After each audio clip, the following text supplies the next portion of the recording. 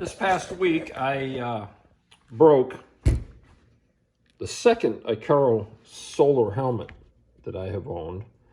And what happens is, from age and sweat, these galvanized chin straps corrode, and they constantly flex when you're putting it on and off of your head, and they broke. So I repaired it temporarily, but this helmet's seen better days. Just worn out, and everything's washable, but I wanted to try something new, so I complained to my friend, Mr. Ripa.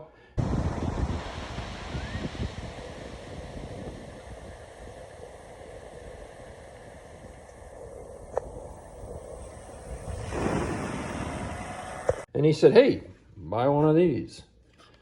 So let's talk about this helmet. I think this helmet system is a great replacement for this, or at least an alternative. This is $345 with a headset system from Aerolite on their website. I've seen other vendors sell similar helmets. I think I paid about $700 for this helmet with the microavionics headsets, which I'm transferring over to this new helmet. Those came from Wisconsin Flight Sports. Doesn't perform the way it was promised, and unfortunately, I've made it work. I really dislike this pigtail cord for the 2-meter radio. I never use it with a 2-meter radio anyways. So if you do own one of these, or you do buy one of these things and you're looking to use an aviation band radio, like I often do, only get the aviation band radio connection at the headset itself. Don't bother with the 2-meter, or get whichever of the two you use and only use one of these connection ports instead of having two like this. Anyways, let's talk about this helmet system.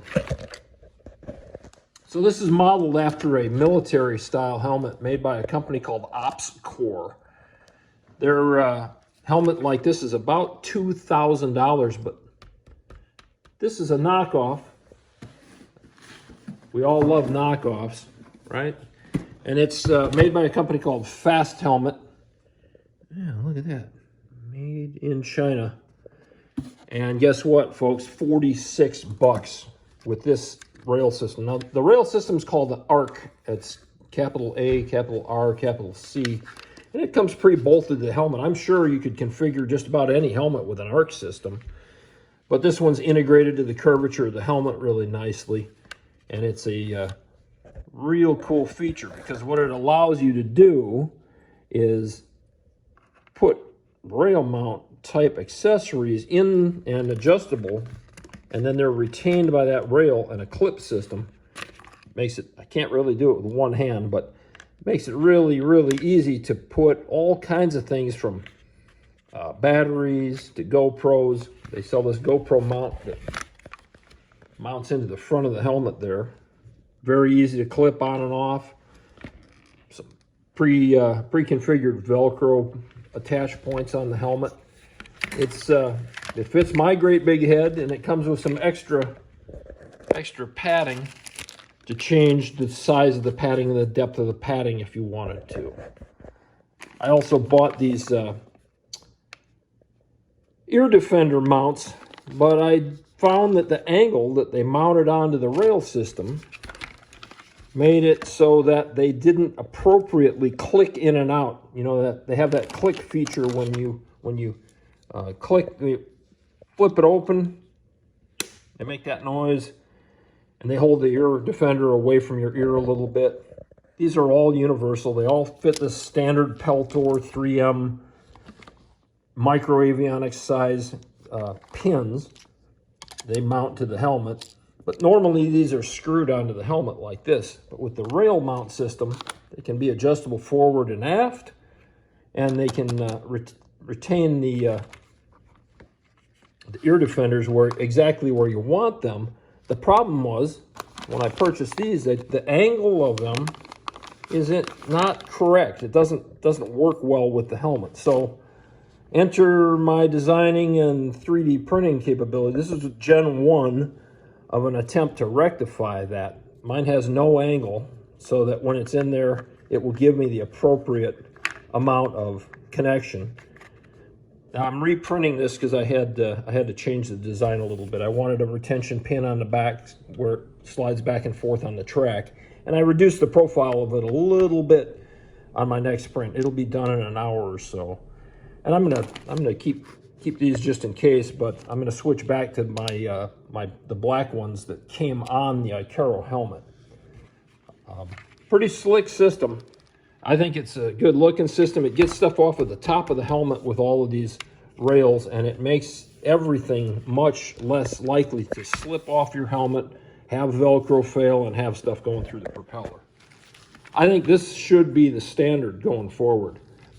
Now, as far as helmet and head protection goes, this is pretty tough stuff. I'd say it's every bit as tough as this, unless this is Kevlar, but this molded fiber and resin composite helmet is pretty thin. It really flexes a lot, whereas this is plastic and they weigh about the same, but I can't even get any deflection on this thing. So I'm going to argue that for the kind of impact you might suffer while flying a paramotor on your head, which is pretty unlikely anyways, this is going to be every bit as impact resistant as these higher end helmets, or higher priced helmets, I should say.